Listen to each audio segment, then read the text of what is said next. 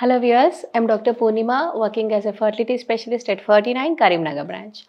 So ఈరోజు మనం తెలుసుకోబోతున్న topic ఏంటంటే చాలామంది మగవాళ్ళు క్వైట్ కామన్గా ఫేస్ చేసే ప్రాబ్లం అదేంటంటే వారికోసీల్. ఈ వారికోసీల్ అనేది ఉండడం వల్ల నెక్స్ట్ వాళ్ళకి పిల్లలు పుట్టడంలో ఏమైనా ఇబ్బందులు తలెత్తుతాయా అన్నది చాలామందికి ఉన్న డౌట్ అన్నమాట. సో ఫస్ట్ మనం ఏం చూద్దామంటే అసలు వారికోసీల్ అంటే ఏంటి, దానివల్ల మనకి స్పర్మ్ కౌంట్లో ఎలా ఎఫెక్ట్ వస్తుంది, మరి దానికి ట్రీట్మెంట్ ఏంటి అన్నది చూద్దాము. ఇప్పుడు వారికోసీల్ అంటే ఏంటంటే చాలామందికి టెస్టిస్ దగ్గర వృషణాల దగ్గర కొంచెం వాపులాగా నరాలు కొంచెం ఉబ్బిపోయి కనిపిస్తూ ఉంటాయన్నమాట. దాన్ని మనం వారికోసీల్ అంటాము. సో ఈ వారికోసీల్ ఉండడం వల్ల ఏమవుతుంది అంటే ఆ వెయిన్స్లోకి మొత్తం బ్లడ్ అంతా వచ్చి అక్కడే ఉండిపోతుంది, రిటర్న్ వెళ్లకుండా.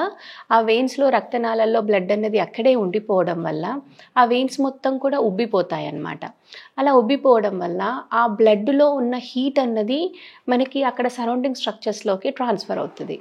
సో ఈ వారికోసిల్ వల్ల మనకి మెయిన్గా ఉన్న ప్రాబ్లం ఏంటంటే హీట్ రిలేటెడ్ ఇష్యూ. మనకి స్పర్మ్స్ అన్నవి తయారు కావడానికి మన బాడీలో ఉన్న హీట్ కన్నా కూడా కొంచెం తక్కువ టెంపరేచర్లో స్పర్మ్స్ అన్నవి తయారవుతాయి. అందుకనే మనకి నేచర్ పరంగా మనకి బాడీ తయారైనప్పుడు టెస్టిస్ అన్నది అవుట్ ఆఫ్ ద బాడీలో ఉంటుంది అనమాట, అంటే బాడీలో కాకుండా బయట ఉంటుంది అనమాట. సో అలాంటప్పుడు ఏమవుతుంది అంటే ఈ వారికోసీల్లో మనకి బ్లడ్ అంతా కూడా బయటికి వచ్చినప్పుడు ఈ వారికోసీల్లో మొత్తం వచ్చి స్ట్రక్ అయిపోయినప్పుడు హీట్ అన్నది రక్తంలోంచి ఆ వేడి అన్నది ఆ చుట్టూ ఉన్న టెస్టికులర్ టిష్యూ మీద ఎఫెక్ట్ అన్నది చూపిస్తుంది. అట్లా చూపించినప్పుడు మనకి స్పర్మ్ తయారు కావడం అన్నది ఎఫెక్ట్ అవుతుంది. ఈదర్ స్పర్మ్ తయారీ ఎఫెక్ట్ అవుతుంది, లేదు అంటే స్పర్మ్ తయారైన తర్వాత వాటిలో ఉన్న యాక్టివిటీ అన్నది కూడా తగ్గొచ్చు, లేదు అంటే వాటి మార్ఫాలజీ అయినా సరే తగ్గే అవకాశం ఉంటుంది అనమాట. సో ఇట్లాగా వారికోసీల్ ఉన్న వాళ్ళల్లో ఫ్యూచర్లో పిల్లలు పుట్టే అవకాశాలు కొద్దిగా తగ్గే ఛాన్సెస్ అన్నవి ఉంటాయి. ఎందుకు అంటే ఇప్పుడు నేను చెప్పినట్టు ఈ హీట్ వల్ల స్పర్మ్ కౌంట్ ఒకటి, నెక్స్ట్ యాక్టివిటీ, వాటిలో ఉన్న ఏమంటారు మార్ఫాలజీ, ఇవన్నీ కూడా తగ్గే అవకాశాలు ఉంటాయి. మరి దీనికి ట్రీట్మెంట్ ఏంటి? వారికోసీల్ని మనం గ్రేడ్ చేస్తాము జనరల్గా, అంటే ఎంత సివియర్గా ఉంది, గ్రేడ్ 1 ఉందా, గ్రేడ్ 2 ఉందా, గ్రేడ్ 3 ఉందా, ఒక సైడ్ ఉందా, 2 సైడ్స్ ఉందా అన్నది చూస్తామన్నమాట. చూసి దాన్ని బట్టి మనం ట్రీట్మెంట్కి వెళ్తాము. కొంతమందికి మైల్డ్ లెవెల్ వారికోసీల్ ఉంటుంది, గ్రేడ్ 1 ఉంటుంది, కానీ చూస్తే వాళ్ళ స్పర్మ్స్ అంతా కూడా బాగానే ఉంటుంది. సో అట్లాంటి వాళ్ళకి ఆపరేషన్ ఏమీ అవసరం లేదు. కొంతమందికి చూస్తే ఏంటంటే స్పర్మ్ ఫ్యాక్టర్స్ అన్నీ కూడా బాగా డిఫరెంట్ అంటే తగ్గిపోయి ఉంటాయి. వాళ్ళకి గ్రేడ్ 2 వారికోసీల్ ఉంది, గ్రేడ్ 3 వారికోసీల్ ఉంది, లేదంటే 2 సైడ్స్ ఉన్నాయి, ఇట్లా ఉంటుందన్నమాట. అలా ఉన్న వాళ్ళకి అప్పుడు మనం వారికోసీల్కి సర్జరీ అనేది చేస్తాము. సర్జరీ చేసి ఈ వారికోసీల్ని మొత్తం తగ్గించేస్తాము. మనం తగ్గించేసి దానితో పాటు మనం వారికోసీల్ సర్జరీతో పాటు స్పర్మ్ కౌంట్ ఇంప్రూవ్ కావడానికి, స్పర్మ్ యాక్టివిటీ ఇంప్రూవ్ కావడానికి మందులు కూడా స్టార్ట్ చేస్తాము. సో అటు సర్జరీ, దానితో పాటు ఈ మెడికల్ ట్రీట్మెంట్, ఇవి రెండూ కంబైన్ చేసినప్పుడు మనం మంచి రిజల్ట్స్ అన్నవి చూస్తున్నాం చాలామంది పేషెంట్స్లో. ఎవరికైతే వారికోసీల్ వల్ల ఆ హీట్ వల్ల ఎవరికైతే కణాల కౌంట్ అది తగ్గిపోయిందో అట్లాంటి వాళ్ళందరూ కూడా హ్యాపీగా వారికోసీల్కి సంబంధించిన సర్జరీ చేయించుకోవచ్చండి.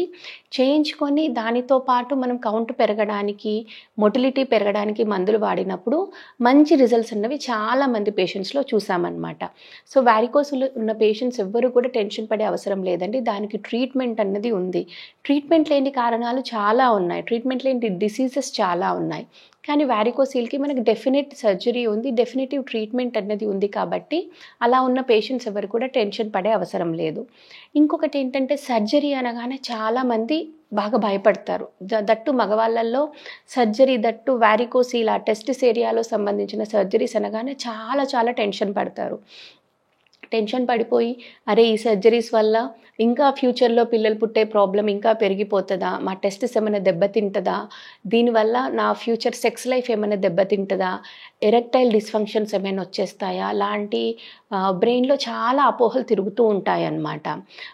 దట్టు దాంతోపాటు ఇంకోటి ఏంటంటే ఈ సర్జరీ తర్వాత మరి ఎన్ని డేస్ రెస్ట్ తీసుకోవాల్సి వస్తుంది, 1 వీక్ రెస్ట్ తీసుకోవాలా, లేదంటే 10 డేస్ రెస్ట్ తీసుకోవాలా, 1 మంత్ రెస్ట్ తీసుకోవాలా, ఎన్ని కుట్లు పడతాయి, ఇవన్నీ కూడా చాలామంది బ్రెయిన్లో ఈ ఆలోచనలన్నీ తిరుగుతూ ఉంటాయన్నమాట. సో వీటన్నింటికి నేను చెప్పేది ఏంటంటే వారికోసీల్ is a very very basic surgery, చిన్న ఆపరేషన్ అనమాట, అది ఏ మేజర్ ఆపరేషన్ కాదు. దానికి మీకు ఇచ్చే మత్తు కూడా చిన్న మత్తు, దానివల్ల మీరు ఎన్నో రోజులు రెస్ట్ తీసుకోవడము, బెడ్ రిడన్ అయిపోవడము, వారం రోజులు బెడ్ మీదనే పడుకొని ఉండాలి, నెల రోజులు బెడ్ మీదనే పడుకొని ఉండాలి, ఇలాంటివి ఏమీ ఉండవండి. ఈరోజు మార్నింగ్ చేస్తే రేపు మార్నింగో రేపు ఆఫ్టర్నూన్ కల్లా డిశ్చార్జ్ చేసేస్తారు. It's as simple as that. అంత minimal surgery.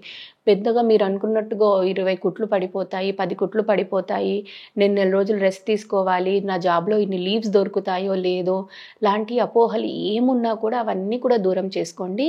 Because it's a simple and basic surgery.